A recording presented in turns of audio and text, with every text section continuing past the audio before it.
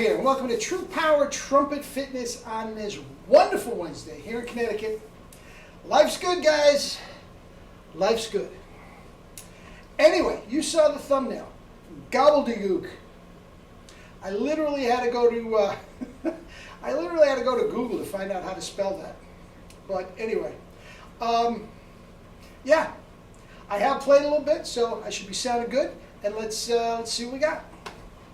Gobbledygook.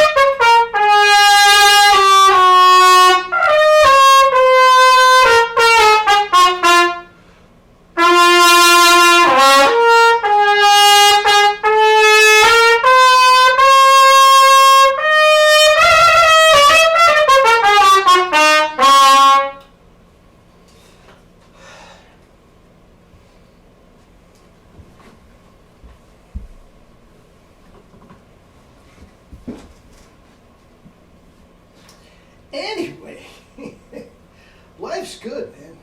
Life is good. Lunch. Bananas and pineapple.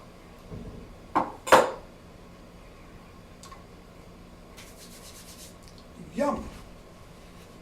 Anyway, guys, it is so important to know what to focus on when you are practicing chops. Okay?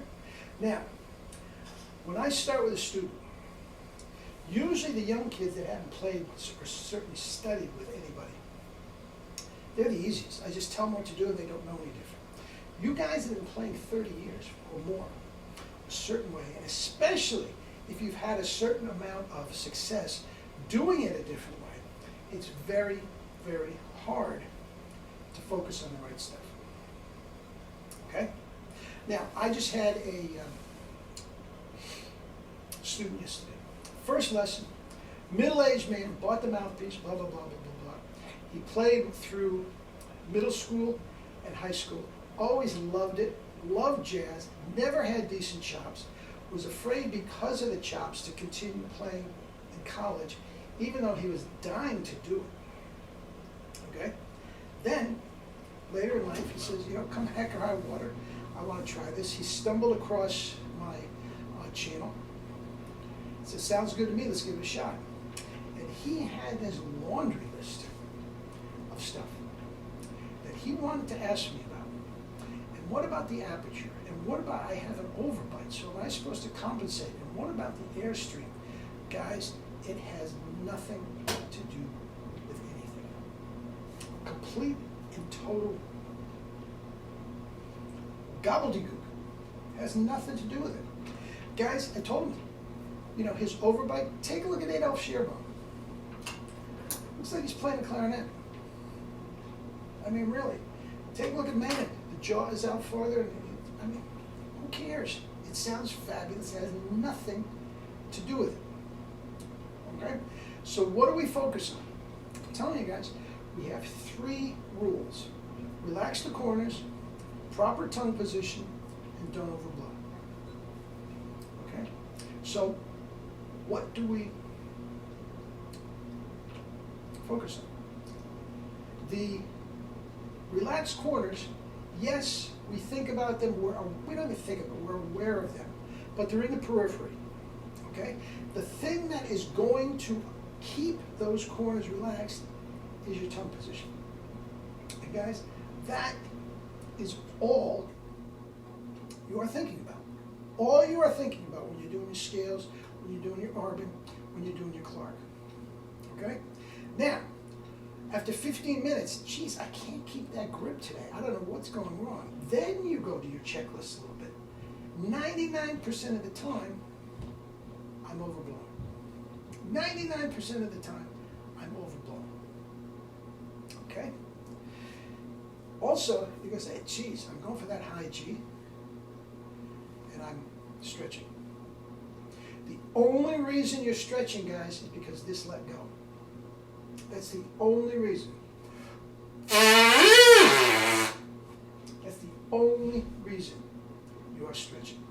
This is what you're thinking about. The tip of the tongue firmly into the soft inner red of the bottom lip. And as you go higher, you thicken it by pressing against the bottom lip and letting the tongue splay inside the mouth and the bottom lip thicken outside the mouth, like you're flexing a muscle.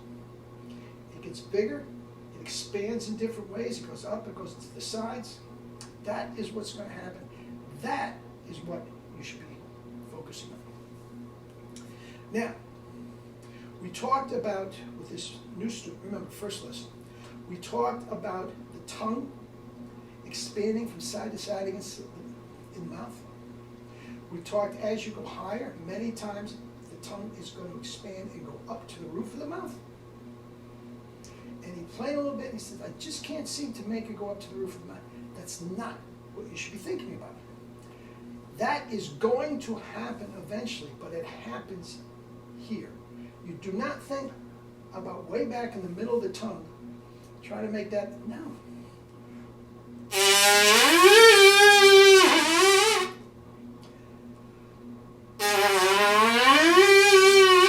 Firm it up. When you go down, relax it. If you want it to be rounder, relax it even more while keeping it forward. You never let it go back, but you can relax the compression.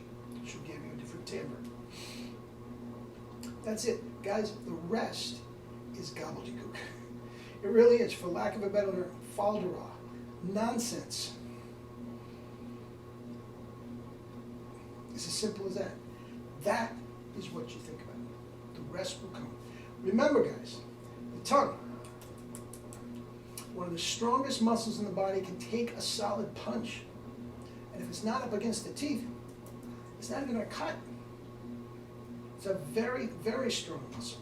And even though mine may be stronger than yours, or whatever the case may be, every single one of us has enough strength in that tongue to play as loud as you want, as soft as you want, high and low, the whole 9 yards. Okay? And that tongue is so strong. It's absolutely the strongest muscle in the embouchure.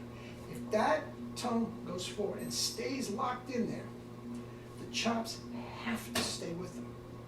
They have to. They will not tighten up unless you start with tight corners. If you play a low C, nice and floppy, and then you go up, it is not, they are not in any way, shape, or form going to get tight those corners unless this lets go. Even the slightest little bit will add a little tension to the corners and you're off. You're off. All right? Don't think about nonsense, gobbledygook, poopy, caca. Don't think about it. Think about compression by the tongue and the bottom lip. All right? All right. Eat and drink your fruits and vegetables and live your life with true power. Not the fake stuff, true power. Love you all.